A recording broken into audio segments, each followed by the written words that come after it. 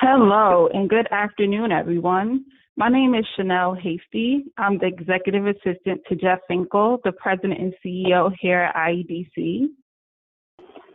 We want to welcome you all to today's webinar event, The Great Reset number 3, Race and the Role of Economic Development to Foster Equity.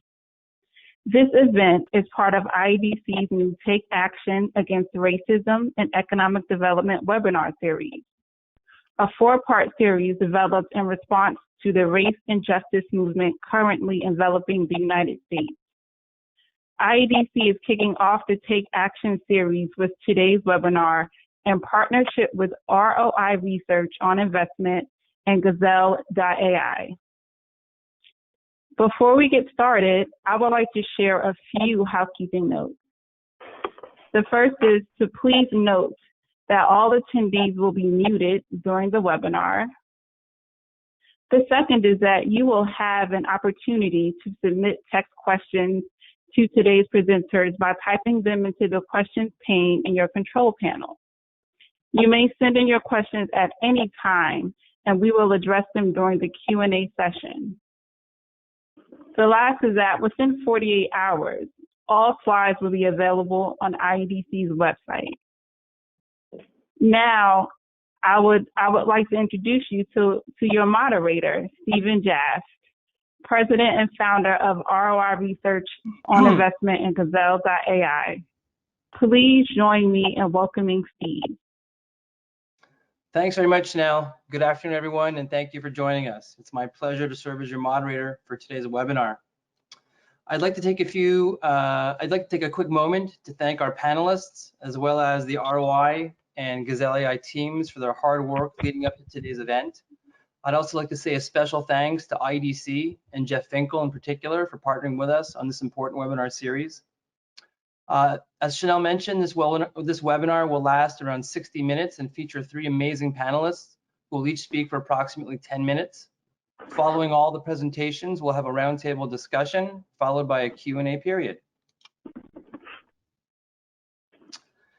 Whoops. Okay. Oh, there's a delay. Okay, here we go. So connecting the dots between COVID, the Black Lives Matter movement, and the George Floyd tragedy that led to widespread social unrest is the need to advance social equity.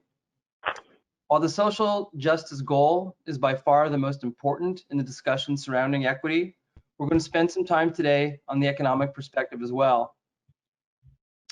As advancing racial equity requires the work of many stakeholders, we hope that this webinar will be meaningful and actionable for leaders, economic development professionals, influencers in businesses, communities, and institutions, as each of us has an active role to play in the process.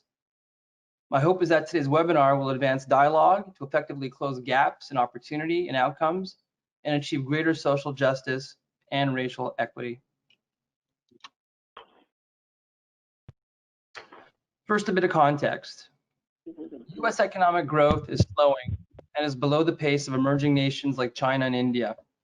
Prior to COVID, many industries in the US are challenged by shortages of workers with the necessary training and experience, and the skills gap is projected to increase. We also witnessed declining labor force participation and the aging of the baby boomers, whose retirement represents both the loss of a generation of experienced workers and a growing strain on state and federal government budgets. By enabling the full creative and economic potential of all people, irrespective of color, we can increase the size and skills of our workforce, increase productivity, and boost long-term economic growth.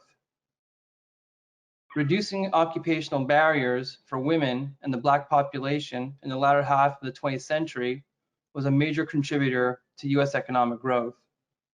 We're way on the wrong slide here. Sorry about that. Okay. Furthering the success of populations of color will not only serve an important social justice goal, it will be a major driver of our collective social and economic well-being. However, there's work to do.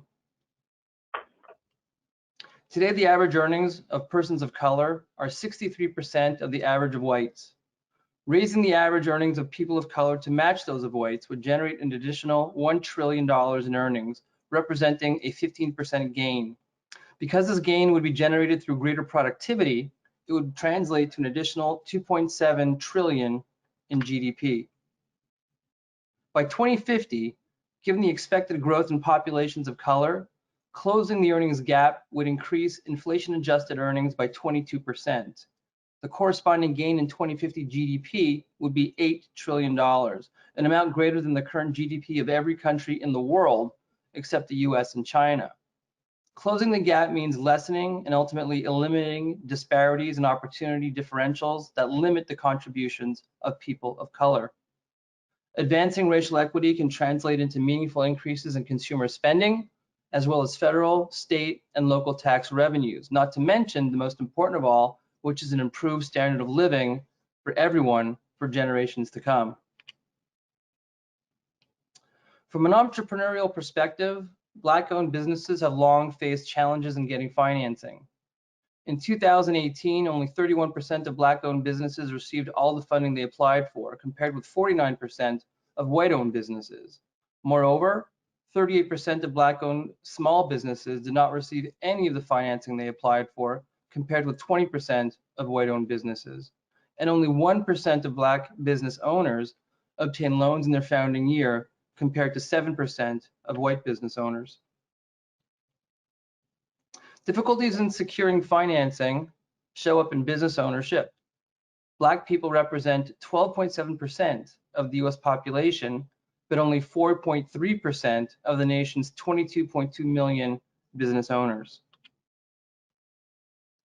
Among Black-owned businesses, 21% were financially distressed at the end of 2019 based on their profitability, credit score, and earnings, compared to just 5% of white-owned businesses. Long-standing wealth disparities leave Black entrepreneurs with fewer funds to fall back on and at higher risk of bankruptcy, particularly during times of economic crisis, as brought on by COVID. The challenges faced by Black-owned businesses are not new, but they have been intensified by the COVID crisis. Government programs such as the Paycheck Protection Program, the PPP, haven't always been helpful. Only 12% of Black and Latino-owned businesses that sought assistance from the federal government received the amount they requested, and 41% were denied.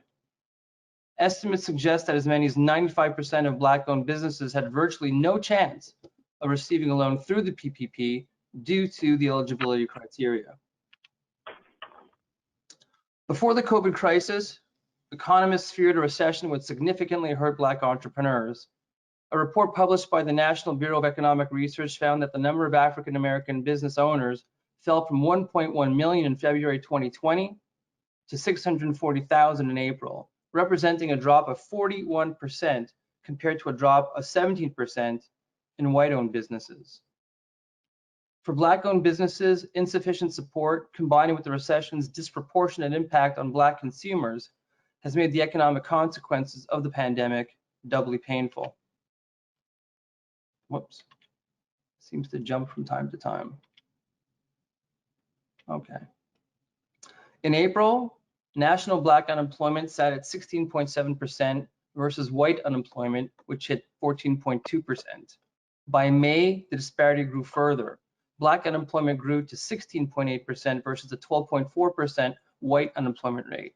So how do we address these clear disparities? How and where should investments be made to most effectively close gaps in opportunity and achieve greater racial equity? Programs and policies in the key domains of housing, education, health, criminal justice, employment, and entrepreneurship separately and in combination provide a path forward.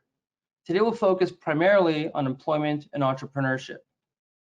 Let's take a quick moment to meet our panelists. Mr. Henry Coxon.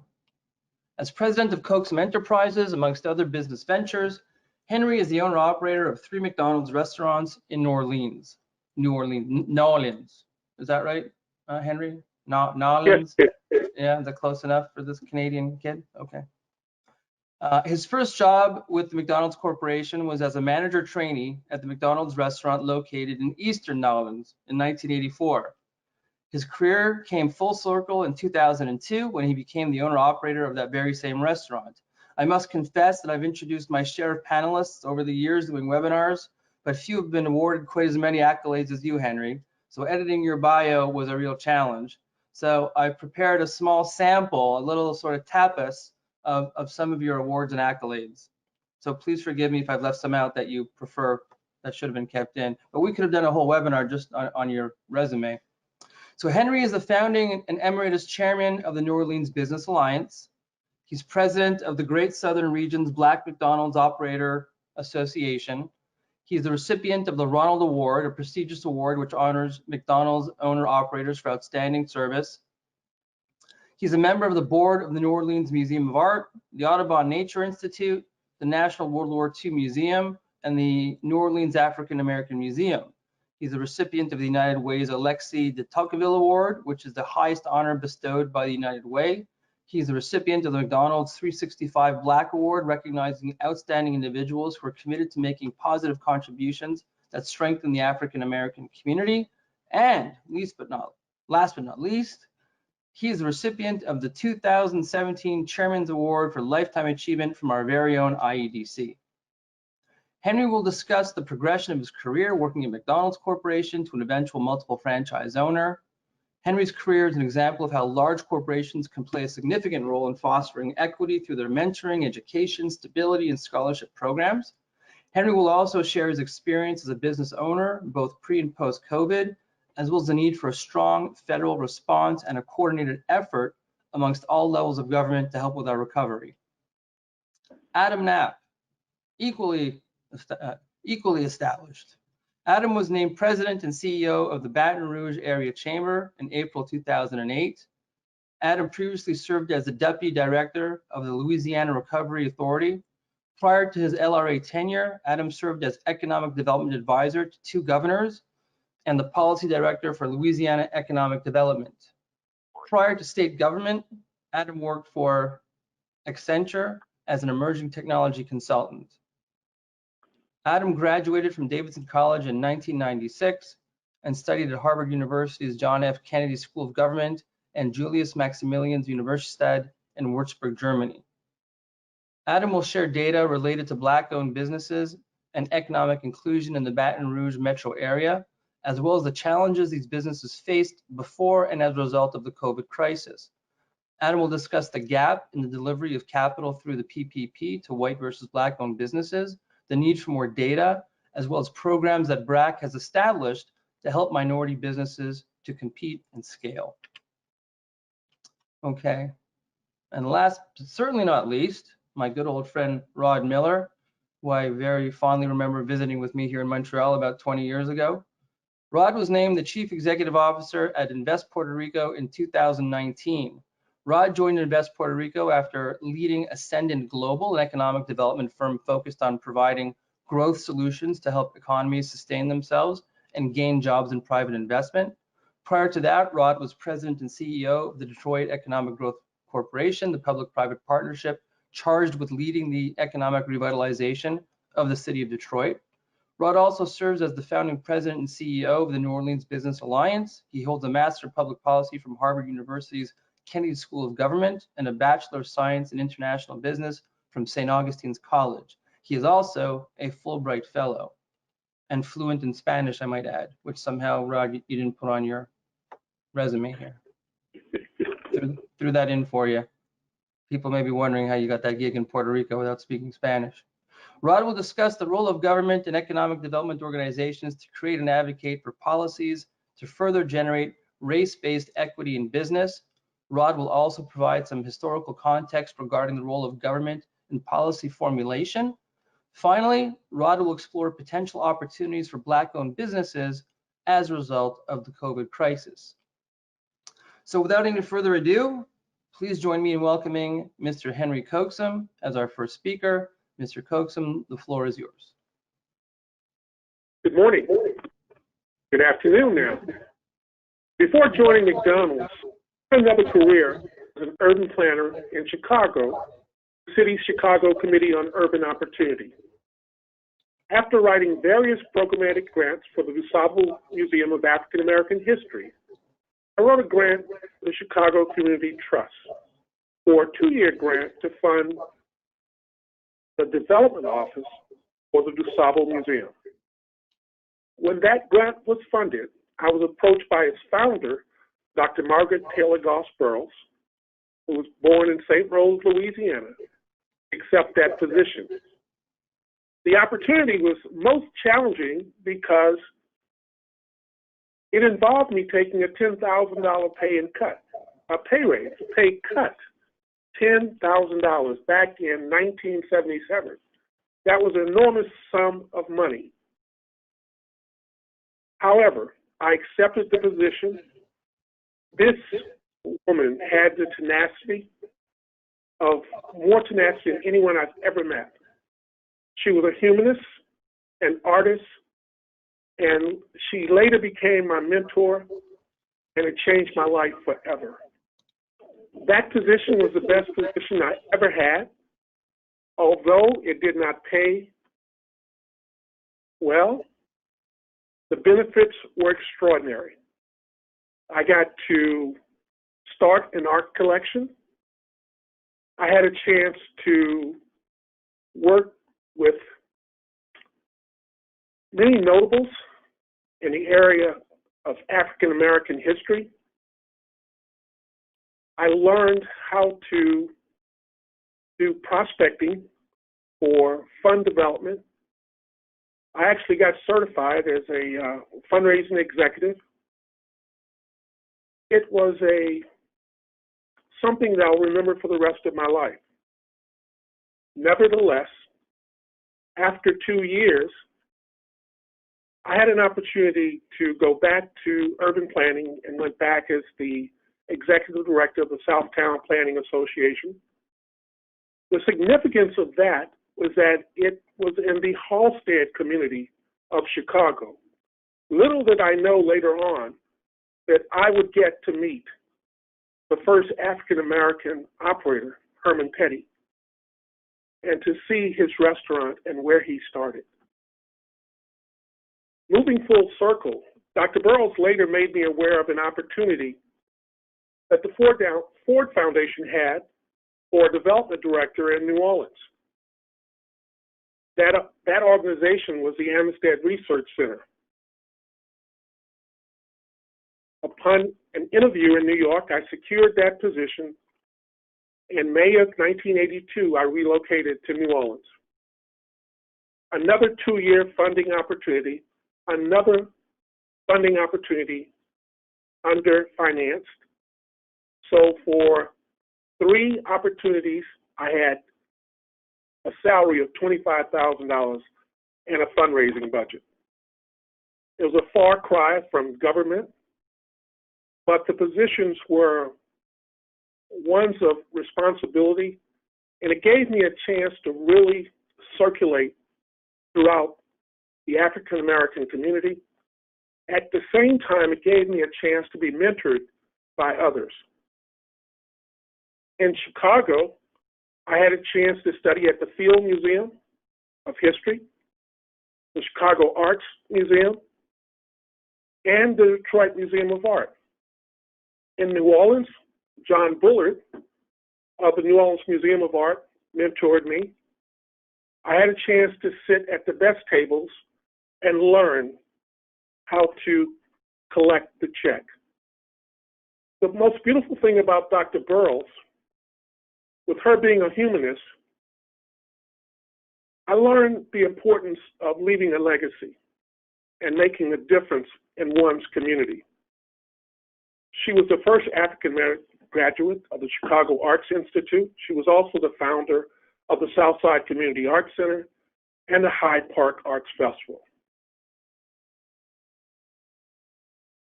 Her perspective for me, her dream, was that although I was great at writing proposals for grants and now prospecting for checks, is that one day I would be able to write that check myself, which ignited an ambition that was totally dormant.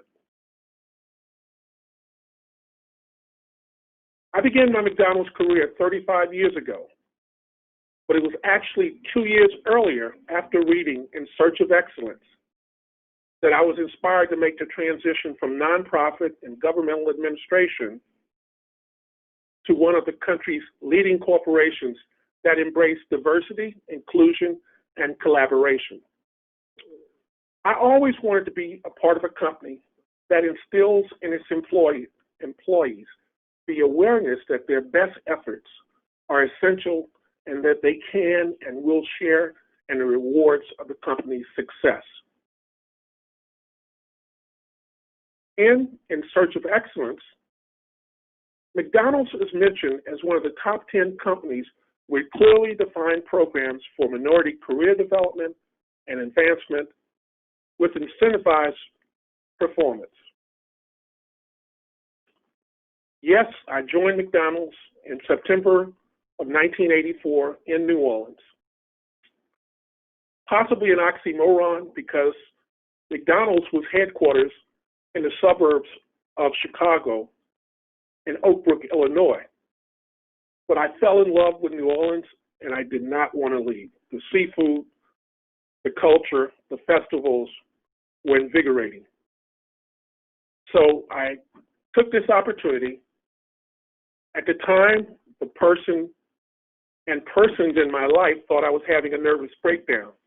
Why would you go from where you are to saying, good morning, welcome to McDonald's, may I take your order? I had a vision. I had a vision of one day operating, being responsible for multiple units. And McDonald's was the greatest opportunity that I was aware of at that time. My younger brother, Harry, started with McDonald's in 1975, right out of college. And with an economics degree, I questioned his sanity because I thought he could do more. But before I left Chicago, he came there in 1980 as a professor at Hamburger University, and he had over 200,000 shares of stock options. Being on the public side, I didn't understand what stock options were. I had a rude awakening coming and had to learn the value of them. And in looking back, I got a glimpse of McDonald's that was very invigorating. Although I did not want to flip burgers, for the first time in my life, I saw a company that had created a fully operating restaurant within the conference center of the Hyatt Regency on Wacker Drive. It was a fully functioning McDonald's, and I was blown away. Nevertheless, I was doing what I wanted to do. Had I listened to him then, I would have been retired 15 years ago. Nevertheless, I joined McDonald's. My second day on the job, I was given the opportunity to experience the opening of an operator's 16th McDonald's restaurant in Baton Rouge. That production was like viewing a commercial. It was hugely impressive and reinforced why I was making this career transition at the young age of 32. Later that week, I was registered for Black Career Development, which was created to provide a roadmap for personal, organizational, and leadership development for African American employees to navigate the restaurant process and the McDonald's system. I immediately created my own individual development plan and did a professional assessment that would identify the skill sets necessary to complete management training, then become a second assistant, first assistant, and restaurant manager. I had a plan to do all of that within the first year because I was hungry and aggressive. My restaurant name or nickname at that time was Inspector Gadget.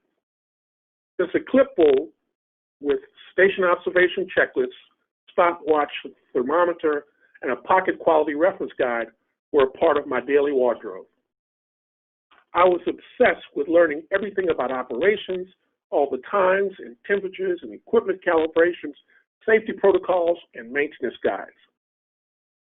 In reflection, that journey took over 3 years due to the fact there were only 16 company-owned restaurants They're called McCopcos in the New Orleans market.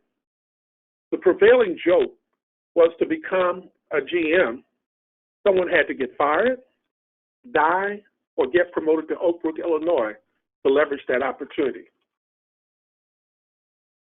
I later requested an opportunity after attending a manager's convention to pursue a market trainer position in the South Florida region, where I had not lived since high school. I received 2 offers that same week for a GM position. Of course, I turned both opportunities down.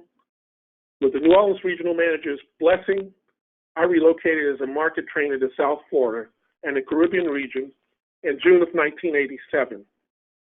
This was an incredible opportunity to train new manager trainees and provide them with the skill sets to run shifts in a region with over 75 McCopcos.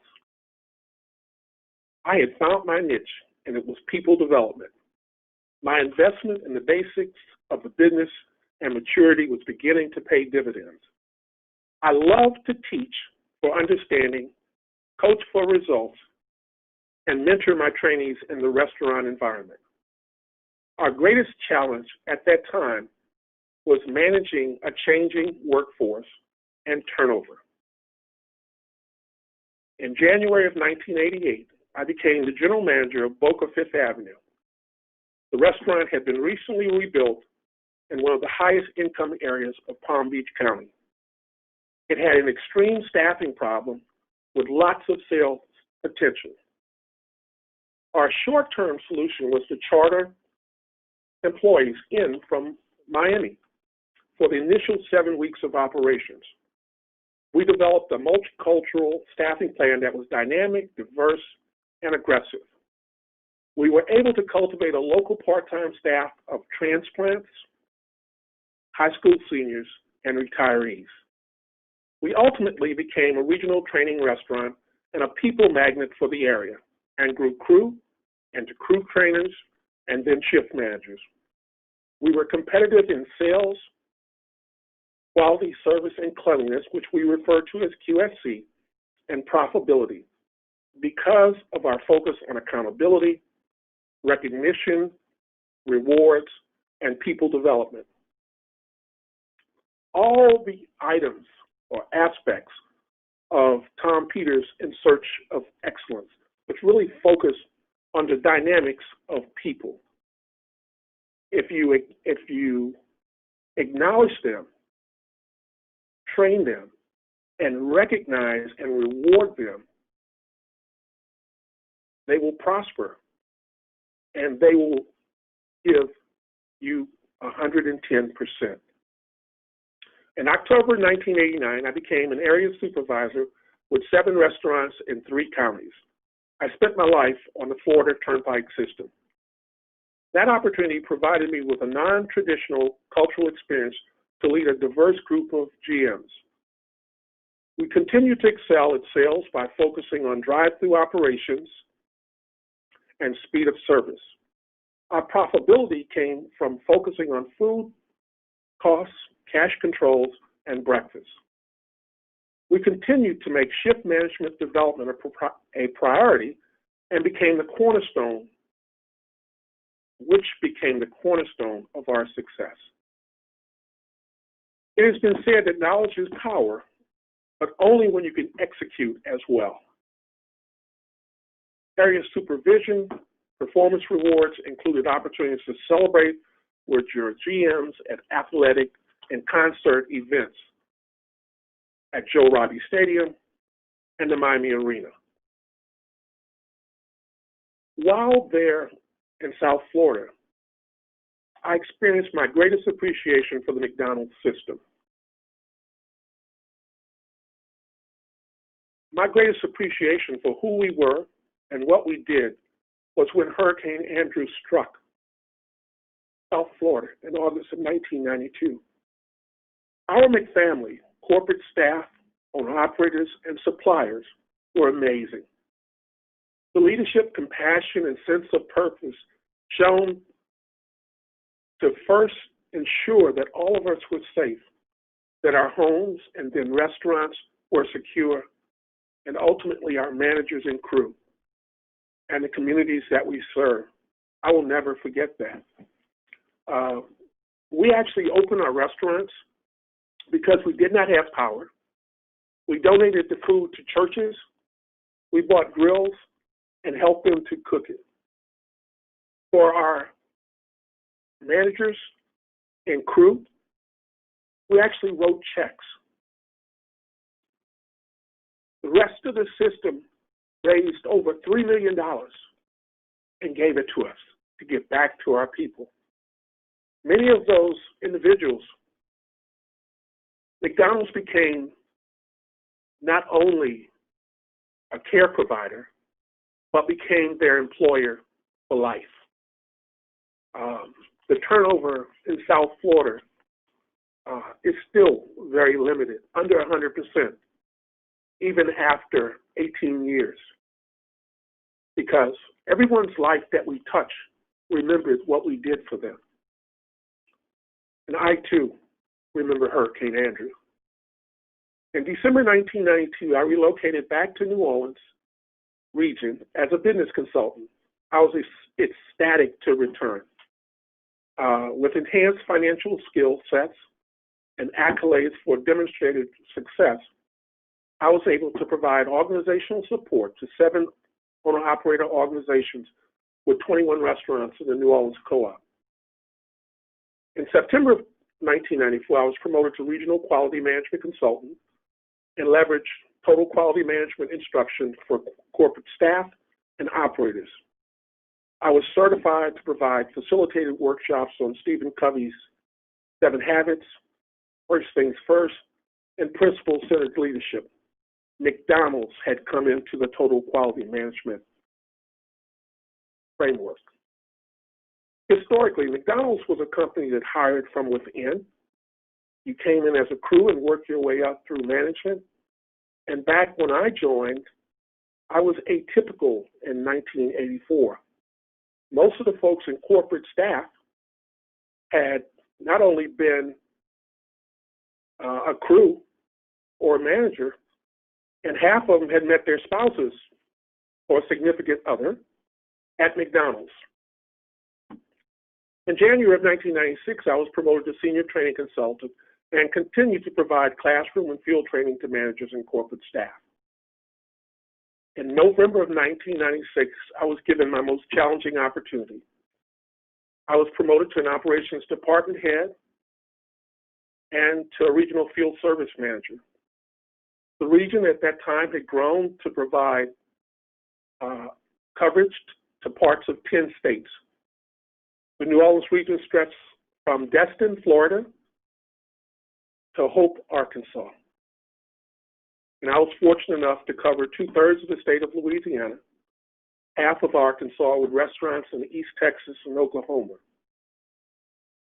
I was then responsible for 17 owner-operator organizations with 122 restaurants. I had a team of 7 business consultants to assist me, and we were accountable for $320 million in sales. That we grew to $350 million in sales over the next 5 years. McDonald's is 3 companies. It's a restaurant company that manufactures food. It's a real estate company that owns its sites. Then it's a marketing company. McDonald's spends more on marketing than its nearest competitor has in sales. That opportunity for me was incredible because the McDonald's system of training and development is incredible. When we plan, we make projections. There are commodities that we look at.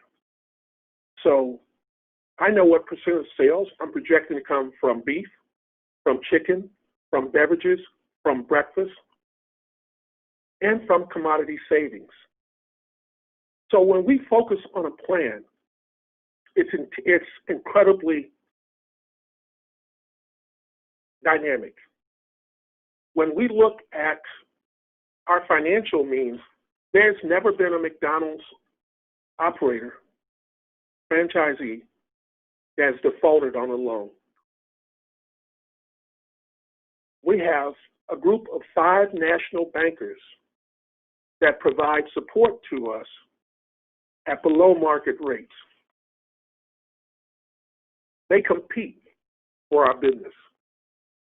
So when you look at it, at being an entrepreneur, there are folks that come in from the system, and there are others that come in from all walks of life.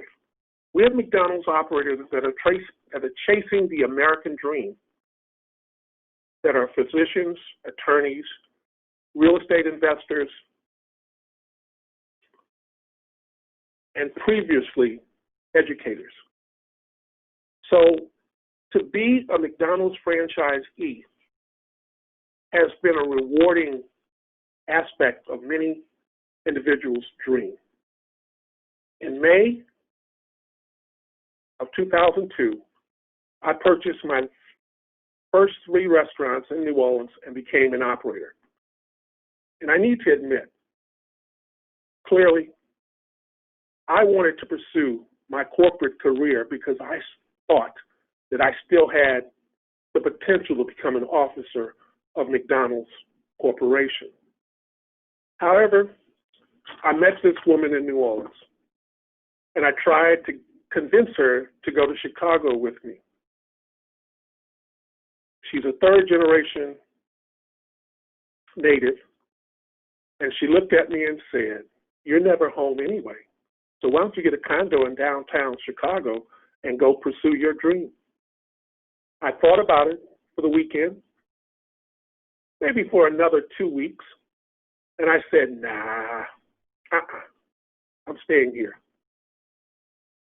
And the rest is history. Karen and I married in 2000, and she became a partner in the business. She now serves as my director of communications and marketing. What's special about her is not that she's very physically attractive, but I married her for her brains. Okay, I don't tell great jokes. Nevertheless, I rebuilt my original restaurant that I started my career in, I-10 and Reed, in 1984. I rebuilt it in September of 2002, and I brought it online back in January of 2003. In 2003, we grew the business to be the #1 owner-operator organization with comparative sales of 41.1% and guest counts of 28.9%. My officer in charge of the U.S. system said to me, if this all it took, I had grown a beard. I stopped wearing ties because I was no longer corporate. And she said, "Why didn't you tell me? If you had just let me know you wanted to grow a beard, I would let you have done it earlier." But the reality of it is, the McDonald's system is so integrated that I was doing what I was trained to do. I did now for myself what I did for McDonald's Corporation, and they were very rewarding. When you're on the corporate side, we work for officer discretionary bonuses. When you get them, it may be $10,000, $20,000, $30,000, and the taxes are paid. We work for stock options, and you let those mature, and that will finance your retirement. In my case, I leveraged some stock options, and that's how I purchased my initial restaurants. But when I think about it, life has a way of holding you accountable. I was doing too well. I was loving what I did and enjoying it immensely. Then I met this woman called Katrina. I met her August the 29th, 2005. She provided me an opportunity to rebuild my life. She was Hurricane Katrina. and we lost everything to her, as did my community. She affected not only South Florida, but most of Louisiana, and continued to wreak havoc until she reached New York. We lost 3 restaurants, our training center, and a waterfront home full of memories. Nevertheless, I could not retire. My wife wanted me to continue to work. So on February the 6th, 2006, we reopened the first McDonald's on the East Bank of New Orleans, St. Charles Avenue, in time for Mardi Gras, with 12 managers, 106 crew, at a sales pace of $4 million. I then proceeded to acquire and reopen 3 additional McDonald's restaurants in under 8 months. In July 2007, we reopened our 7th restaurant at Bullard Road in eastern New Orleans. There was a time when I thought that my daughter would come into the business, but she met a chef that she met in kindergarten at Lusher. And they got married and decided that they wanted to open and operate a restaurant of their own. So they created the Munch Factory. The rest is history. They now have 2 locations, actually a third that's not thriving at the Louis Armstrong International Airport. That's another story.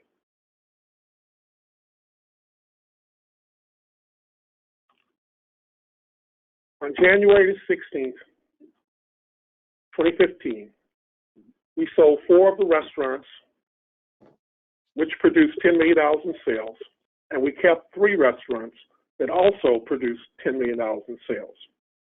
Our goal is to drive our remaining 3 restaurants to $12 million in sales over the next 7 years.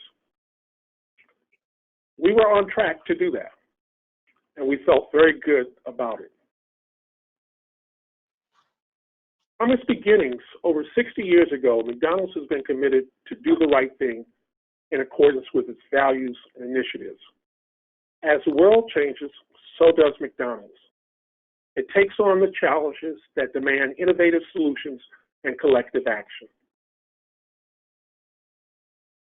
It is especially known for its extensive training curriculum for its franchisees, corporate staff, and restaurant employees.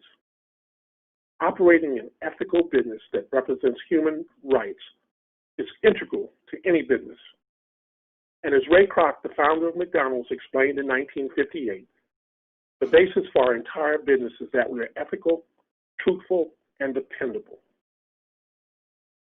Fantastic. Thank you, Mr. Coxon.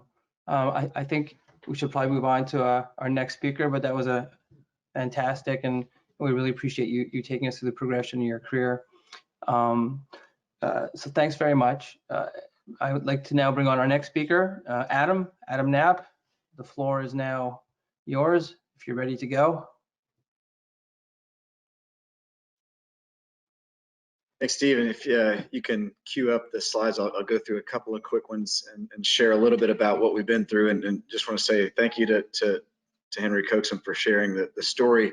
And as he was getting to the experience in Katrina and now in another pandemic, we have seen in Louisiana, feedback there, a significant impact. What we wanted to do as our organization, as a regional economic development organization, is to try to step back and in this moment where we find ourselves in a pandemic crisis as a nation, as a world, as well as in this incredible moment as a world and as a nation thinking about the issues of race equity in a very stark moment, to see those two things together and to try to act with intentionality.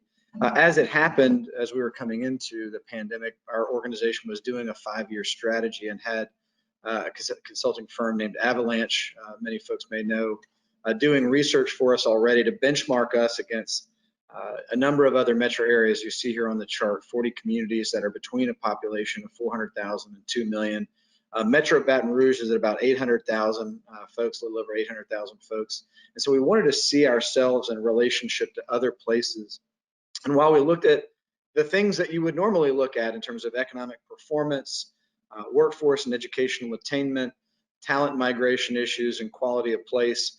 We also intentionally asked them to focus on diversity and inclusion data. And so the data we're sharing with you today takes 3 data points briefly to share with you about where we are as a metro area. And then I want to kind of connect that back to what Steve was talking about in terms of the stark place that we find ourselves as a country.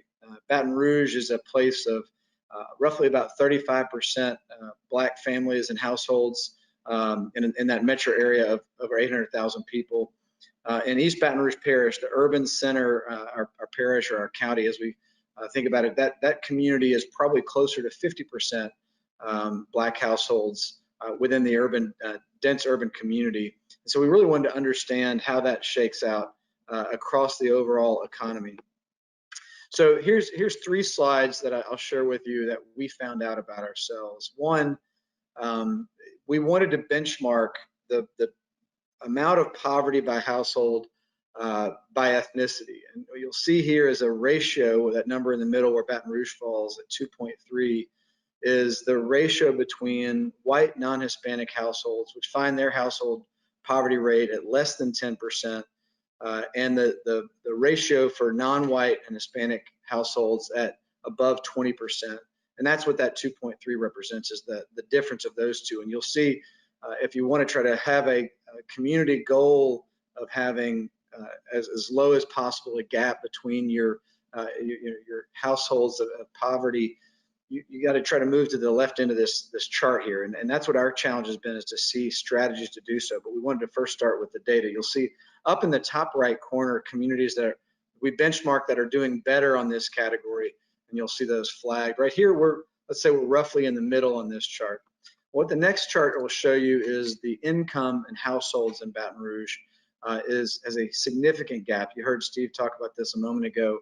But in Baton Rouge, a white household is earning $75,000 as a median household income, whereas a Black household is earning $38,000 as a median household income, and Hispanic households in the middle at about $58,000. But that difference, that ratio of 2.4, puts us at the tied for the worst among the 40 communities we compared ourselves to. Again, you can see in the top right some of the communities that perform better.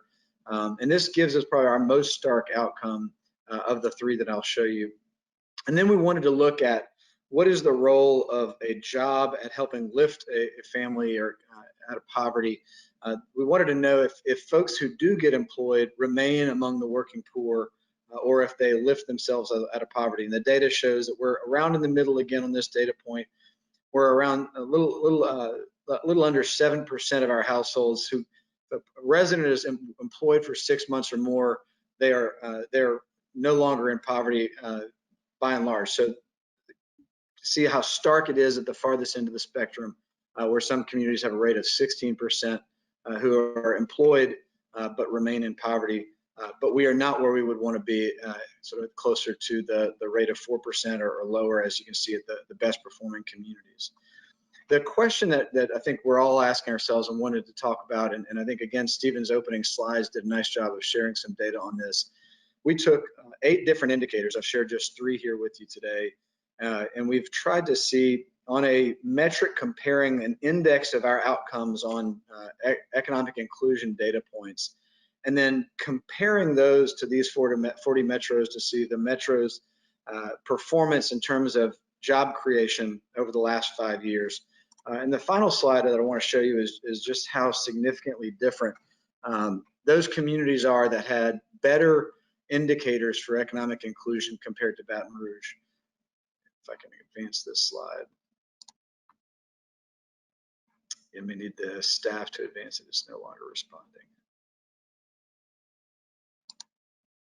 Well, maybe I'll narrate it.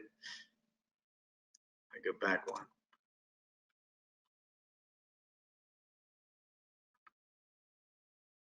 So what we wanted to be able to show is that our metro, have the ability to improve our overall outcome on inclusion data.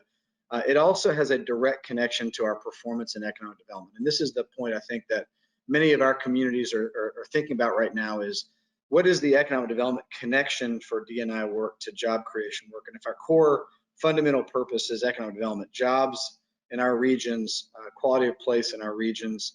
What we can see is the outcomes on these data points that I shared a moment ago have a direct connection, if you can improve your outcomes, to the ability to see higher rates of overall employment growth. In this moment in COVID-19, our organization has also been spending quite a bit of time trying to make sure that we know we're focusing on some of the key challenges of our community. And so we've done a handful of things to try to address this during COVID-19. If you can advance one more slide. The first is trying to make sure we gather some data from Black-owned businesses in our community to make sure we're driven following the data that we have in front of us to know what is the state of our situation. We know Black households, Black families have been had more of a disparity of health outcomes from COVID-19. We want to be able to measure if we also see a corresponding disparity of economic outcome. In a Black-owned business survey that we're going to be releasing shortly, we just concluded, we found that 53% of Black businesses in Baton Rouge applied for the Paycheck Protection Program. Surprised us to see so low a performance in overall application rates of those who finished the survey. While another 63% said they only have cash on hand for 2 weeks or less to survive as a business, while 4% said they have cash on hand to be able to survive longer than 3 months. So let it sink in about why access to financial programs matters so substantially right now. We did an initiative to make sure that Black businesses were encouraged to connect to new banking partners for those who were not applying because of a lack of a financial relationship. We wanted to make sure that businesses knew they could establish a new banking relationship when they applied, and we ended up doing a lot of matchmaking to banks in the communities. We made sure that we were doing that targeted outreach in that period of time when the applications were looked like they were going to run out of access or the money was going to run out again. We continue to make sure we're pushing out access to other programs and other relief programs are becoming available in Louisiana. We've also been more intentional as an organization, try to help businesses that want to respond to diversity and inclusion initiatives inside of their businesses to their own organizational requests. So in Baton Rouge, we have an organization called Dialogue on Race Louisiana. We've been agreeing to pay half the cost for businesses who want to have their first Dialogue on Race session internally for their staff to have a conversation about race in the context of work or in the context of their lives, as well as helping companies to match up with others who can guide them through the practices of setting up strong corporate internal corporate diversity programs. And lastly, in terms of economic development work, we've tried to be more intentional in our own work to make sure that we're thinking about business retention and expansion outreach in our disinvested communities and to disadvantaged businesses. We've tried to make sure that the programs are available to all businesses that are offered by the state or by our community to help accelerate business recovery as well as business growth. And then finally, in our work to make sure that our sites that we promote are available in all of our communities, and especially in our disadvantaged communities, we've been stepping up our efforts around site certification and site development, trying to make sure that our partners in communities, especially communities of color or in disinvested communities, know how to go through the programs that are available for site certification and site development.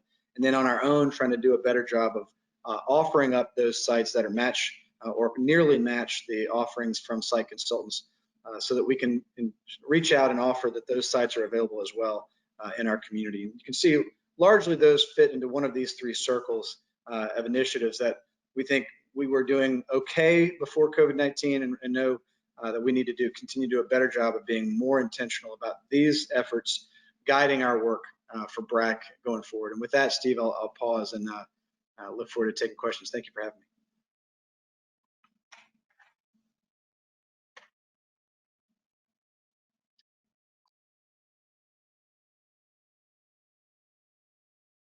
That is it me? Should I move forward, Steve, or I think you may be muted? Just waiting for the presentation to come up on the screen. Okay. While the app's loaded, I'll share a couple of thoughts. You know, and this is great conversation. You know, Steve kicked us off with some high-level information around kind of some of the disparities that we had between the Black and other communities of color and the majority population. And what we see is that these disparities are not new. So this isn't new. This is a timely moment to really kind of address and challenge and deal with these issues. But these are issues that have been longstanding. And I would argue, you know, there is a social imperative to actually grow businesses of color, but there's equally as important an economic imperative. And what I would argue is that without focusing on that economic imperative, we really kind of miss the mark in terms of what businesses of color, and in particular Black businesses, can mean for the overall U.S. economy. And I think we're at a critical moment. COVID has really provided us with some gravity around COVID, in combination with kind of the social unrest, and Black Lives Matter movement has provided us with some gravity and some focus that we've not really experienced as a country before. And I think it's vitally important, and in particular for economic developers to play a key role in that. Can we go to the next slide?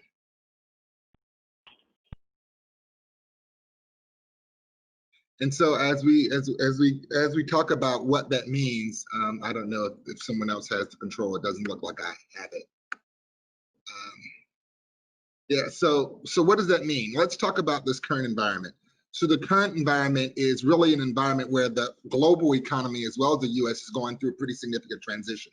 What is that transition? Well, what we're finding is that large and mature businesses are no longer the hegemons that they once were. They're having to compete with small upstart companies globally, and they're not able to pivot quite as quickly.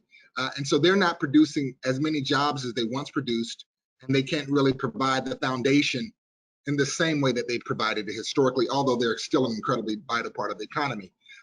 Most new jobs are being created by small and medium-sized businesses. And you know, we know that over the next 25 years, people of color will be the majority of the population in the United States, and people of color as a bucket, and especially Black people, lag behind the rest of the population in nearly every indicator of social and economic well-being. And so, so this is an incredibly challenging time, and these are not new issues.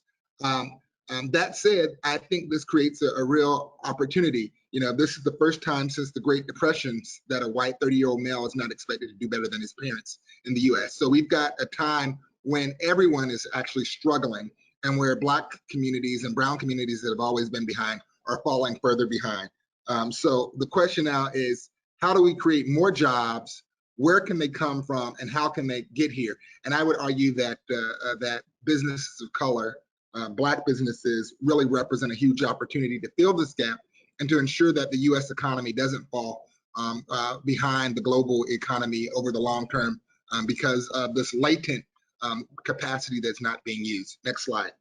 And so thinking about what that means, if we could advance to the next slide, about what that means, you know, businesses of color are already behind.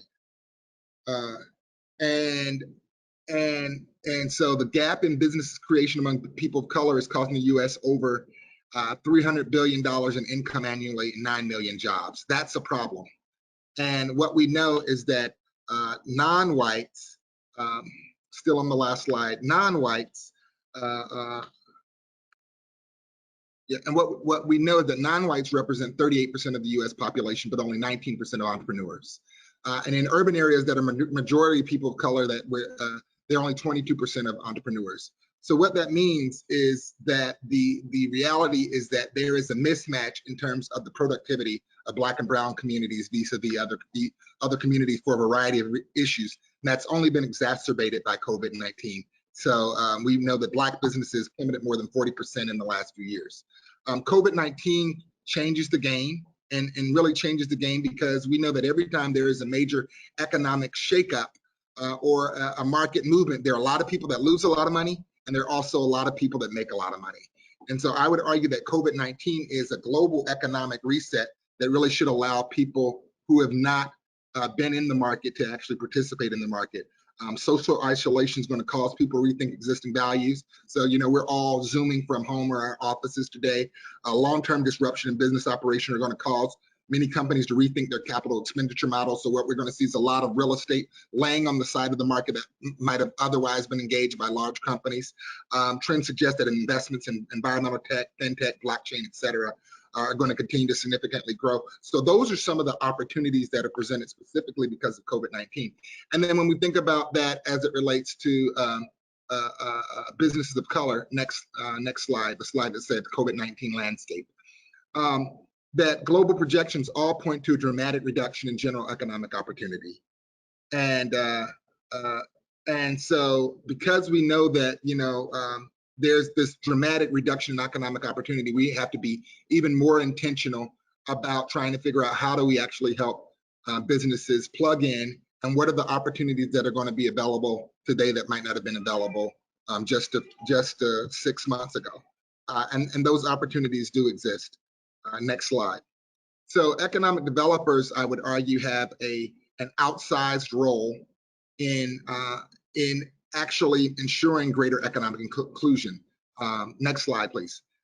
Economic inclusion. And what do I mean by that? Well, many of the challenges that are upon us today are not just the result of slavery, but of a lot of other historic economic challenges, whether it's redlining, whether it's demolition of Black business districts for urban renewal, and the list goes on and on.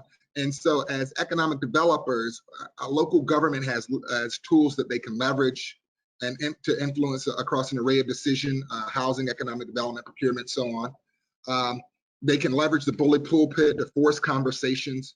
And that's pretty powerful, that economic developers and local government can pull in business leaders and say, this is important to us, we want you to focus on it.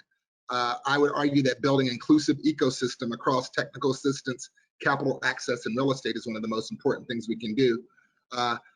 There has to be intentionality around building out these ecosystems and about focusing on problems. The things that Adam mentioned that were really interesting is that they're not doing generic stuff. They're actually working on specific issues and challenges that these businesses have, and it's not it's a market-driven approach versus a patronage or social service approach to economic inclusion.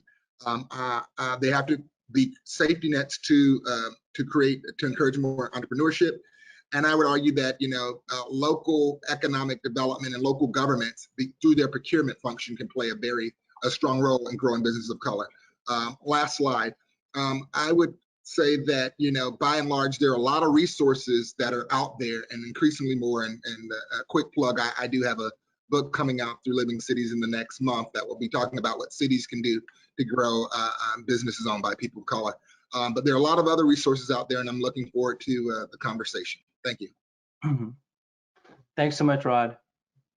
So I guess we have a few minutes left for some roundtable discussion. I've created a few topics for us all to talk about and share. So racial disparities in health status, access to healthcare, wealth, employment, wages, housing, income, and poverty all contributed to greater susceptibility to the COVID virus, both economically and physically. Are there any lessons, and maybe particularly Adam, from the data you've collected that we've learned following the initial wave that we can use moving forward? I know that, Rod, when we were talking before the webinar started, you were discussing some data that you had found that suggested that 3 to 6 times more blacks or blacks are 3 to 6 times more likely to pass because of COVID as opposed to the white population. So what have we learned as far as distributing PPE? What have we learned as far as addressing an outbreak, particularly in communities of color? Well, I'll say something quickly and then let our others jump in. I think we've seen, and we're in the middle, I think, of learning this still.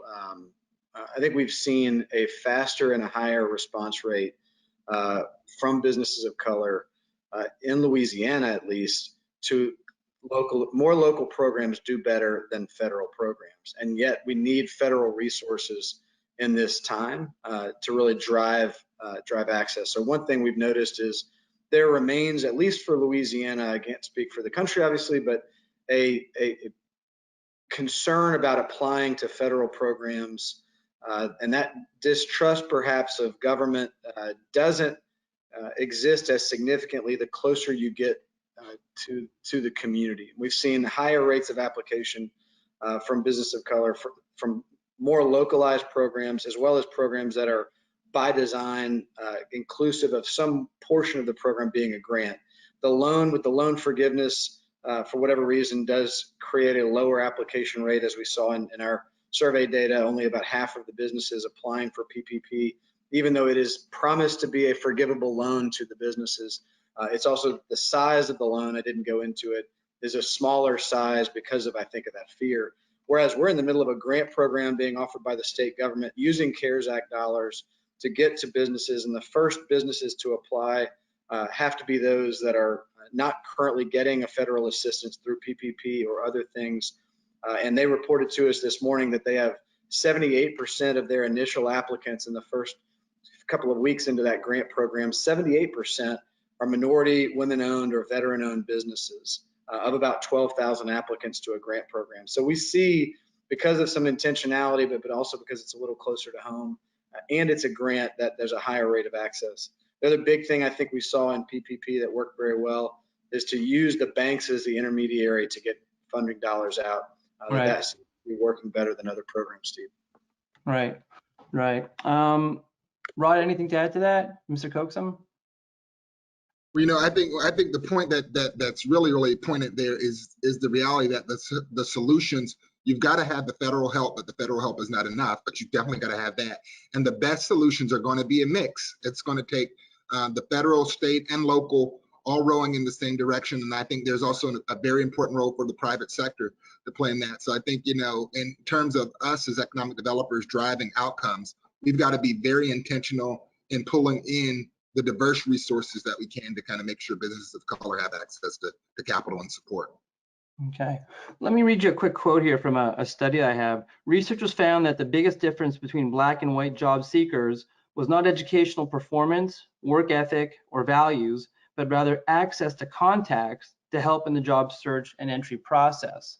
So when we look around the US, we see different kinds of programs that I think are trying to address this. We see Ready Nation comes to mind, On-Ramps comes to mind. On-Ramps, for example, is a Washington, D.C. based group that has been working on the issues of racism and socioeconomic barriers that African Americans face by helping students find STEM careers through paid technology skills-based virtual internships. Are these programs that, are they having an effect, Rod? I mean, and Adam and Mr. Coxon, when we look at applying resources, are these the kinds of programs that are effective? They are, and we need more of them. I mean, On-Ramps is a good one. Inroads is another one. Right.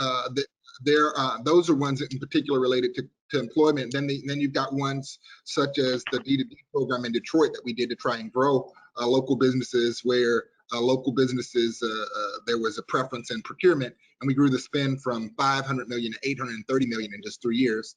Then you got programs like Chicago United out there, which gets large businesses out of Chicago to commit to a certain amount of economic commitment to mentoring and growing other businesses. So there's a lot of programs out there, and it really is going to take all of them and then some more to get to where we need to be. The best solutions, though, are going to have a high level of private sector involvement and a focus on what the market demands in order for, so they're going to be profit motivated, productivity motivated with an inclusion lens. They're not going to be social service programs that say, how do we help these poor Black and brown people, but that doesn't really have a bottom line, because it won't be sustainable if programs are social service oriented.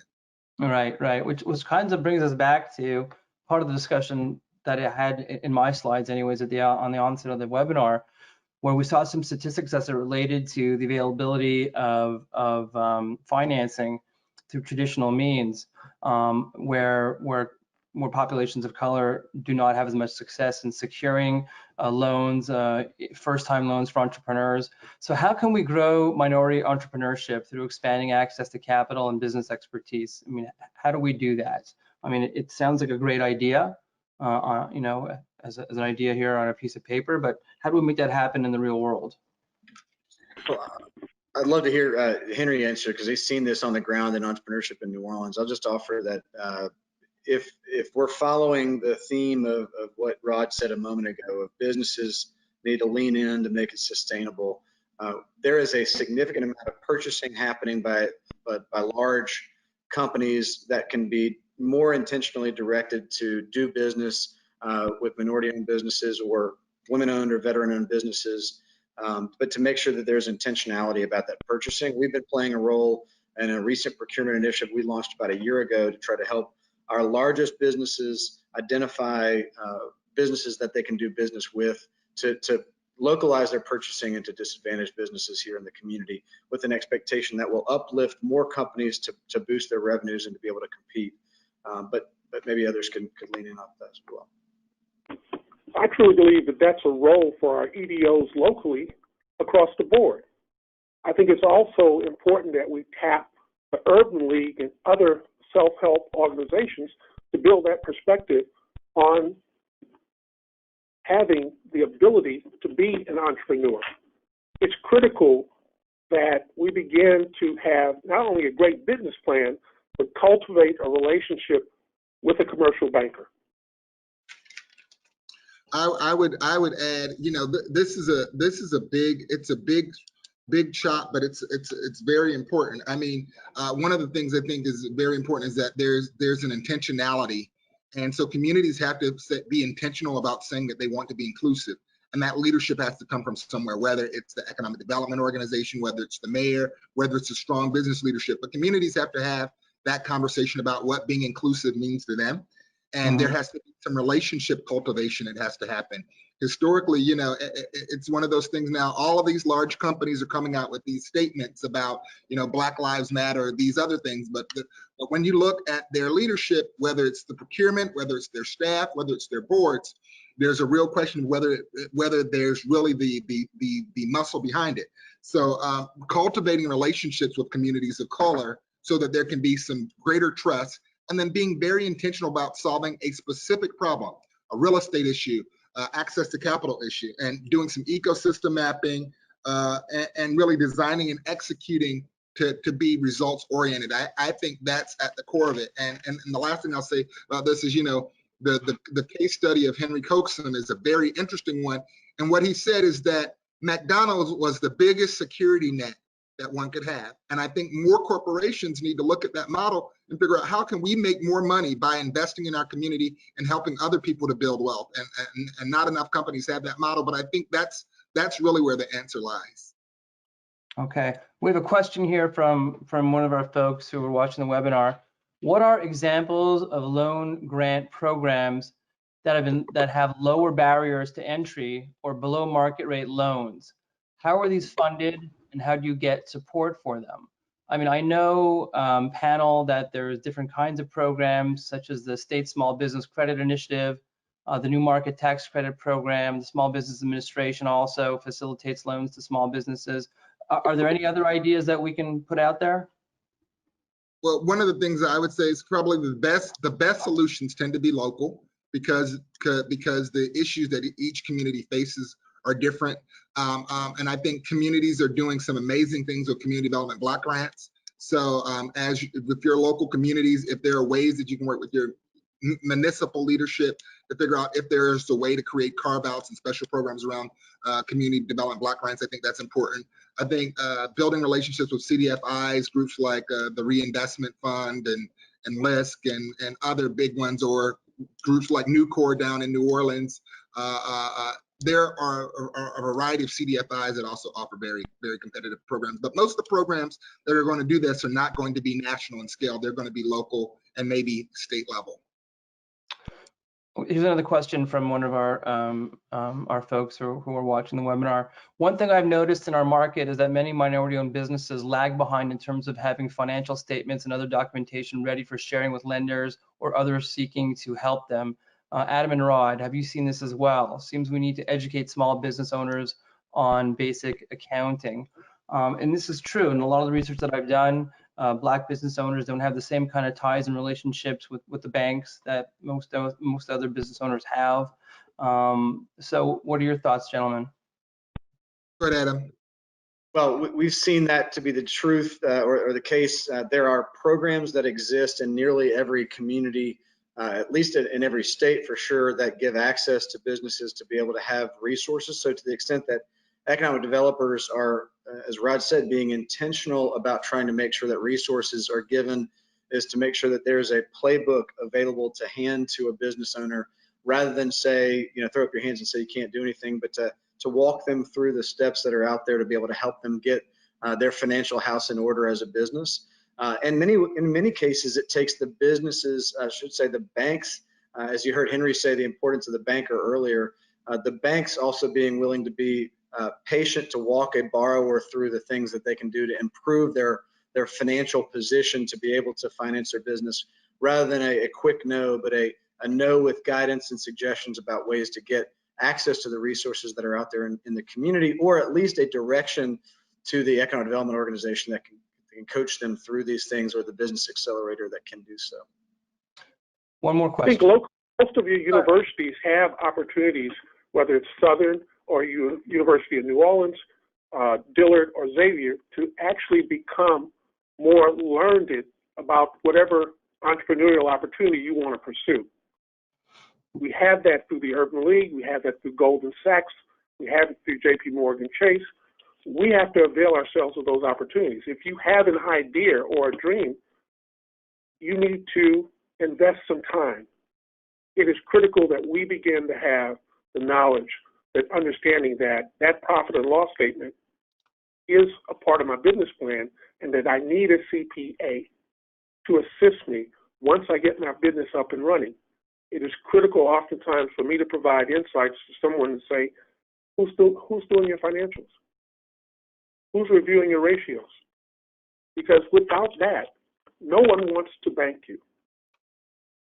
I'd only add, he mentioned a couple of programs, JP Morgan Chase, Goldman Sachs, and others. Every bank is required through Community Reinvestment Act to make reinvestments in their communities.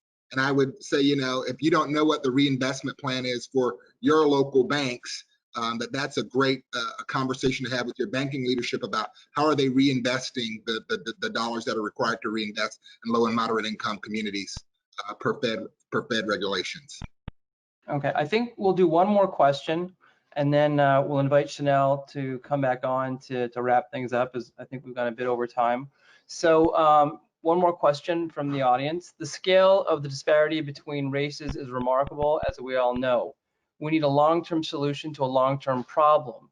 Where does a community start an initiative that goes beyond the creation of a diversity committee?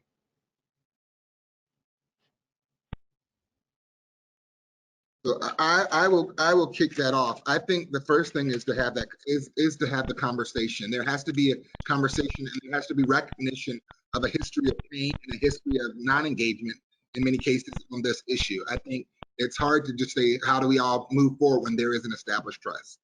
So I think that relationship cultivation is important in those tough conversations. The second piece is to really figure out what it is that you want to be as a community. What kind of community do you want to be, and what challenge is it that you're going to tackle, initial challenge that you're going to tackle to move in that direction. And then I think the third piece is figuring out who the players are that can actually help push the ball, and making some sort of hard commitment to moving that needle forward. That can be program, that can be policy, that can be practice, but I think those things have to be codified, and there has to be a continual touch base to figure out whether or not that progress is actually being made. And that conversation isn't something that happens in a vacuum without Black and brown communities. It happens at the business level and at the policy level, but it also happens with these businesses and communities that are affected. I'll add, unless Henry, you wanted to jump in. No, please, Adam. Well, one, and the comment ended by asking about, other than creating a diversity committee, and I think the diversity committee role, at least in our experience, was to give space for the conversation for our board of directors and our investors who support our organization as a business-funded organization to begin to talk about it and understand it. Especially for the white community in Baton Rouge, it was important for us to be able to see that they were deeply involved in the conversation, rather than our Black business community saying that was the priority of just the Black community. It needed to be the whole community's priority, and that came by fostering and giving space to that conversation. I think that's an important piece to this. The second thing that I would offer is to look at every program that you're leading, whether you're an economic development organization, a chamber, a state economic development agency, and to look at it through a lens of economic inclusion. Every one of the things that an organization is doing, the question should be asked, how can I view this through the lens of making sure that it, by doing this work, has an economic inclusion angle to it, or a space for that work to exist within it, whether that has to do with entrepreneurship work, site certification work, business retention and expansion, or even business attraction if that's part of the organization's work, talent attraction and workforce development. All of these have an aspect of them that should be deeply focused on economic inclusion issues to understand the disparities in each of our communities or each of our states, and to try to drive those program changes. And then where necessary, to introduce new programs and initiatives to address those gaps. We are ourselves at the very beginning, I think, of a very long path of doing this work. But we also know that our organization is deeply committed to every member of our board to make sure that we're leaning in on this work and doing so for a very long period of time in every aspect of our work. And it doesn't change the quality or the focus of our economic development organization to also be very intentional about the disparities in our community, which, as we started out saying, has a lot to do with economic development and job creation. The data bears out that we'll see higher rates of employment growth as we do so. Right. I think it's also important for those of us who serve on boards to also chase the question. Make sure that what we're doing adds value to the community and that it is engaging. Great. We have just a quick comment from Terry Dennison as it related to financial statements. Terry says that small business development centers and SCORE women business centers can help entrepreneurs with having the records and information needed to access capital. So thanks very much for that, Terry. Okay, so let's move to close out the webinar. I took a few notes based on some of the research that I was doing to lead up to the webinar, and I thought it would be good to finish off with some evidence-based strategies that have been effective, relating specifically to employment and entrepreneurship.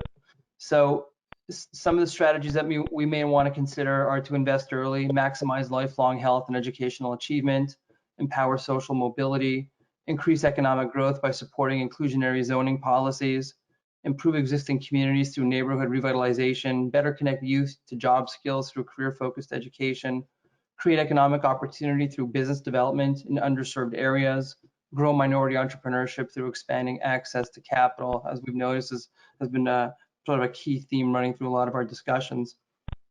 So with that being said, I'd like to thank everybody for participating in today's webinar. I'd like to thank our panelists so much for their time, not just today, but in the lead up to the webinar and the preparation and the research and putting their slides together. These are our three very busy men. So from the bottom of my heart, thank you so much for participating in what I think is a very important webinar. And again, thanks to IEDC. And at this time, Chanel, I invite you to come back out and close us out. Yes, thanks, Steve. So on that note, we'd like to thank everyone for tuning in this afternoon. As a reminder, all presentations will be posted on IEDC's website underneath the Take Action Against Racism Economic Development page within 48 hours. To reiterate, Steve, we'd like to thank all of our speakers this afternoon. So thank you, Steve, Rob Miller, Henry Coxon, and Adam Knapp. This information proved to be very helpful for our economic developers who are working to foster equity within their organizations. And as part of the Take Action Against Racism Economic Development series, our next webinar is titled Race and Economic Development, Beginning America's Next Story, an interview with Angela Glover Blackwell of PolicyLink. And this will be on Monday, August 24th. And I'll just give a brief description of the actual webinar.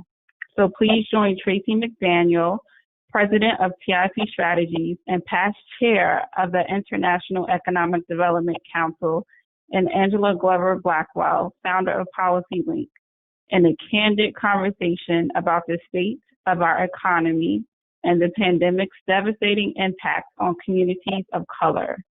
Tracy and Angela will also explore what can be learned from the nationwide Black Lives Matter protests and how we can build more equitable local economies. So please reach out to IEDC with any questions. Be well, stay safe, and have a great afternoon. Thanks so much. Thanks, Chanel. Thanks, everybody. Stay safe.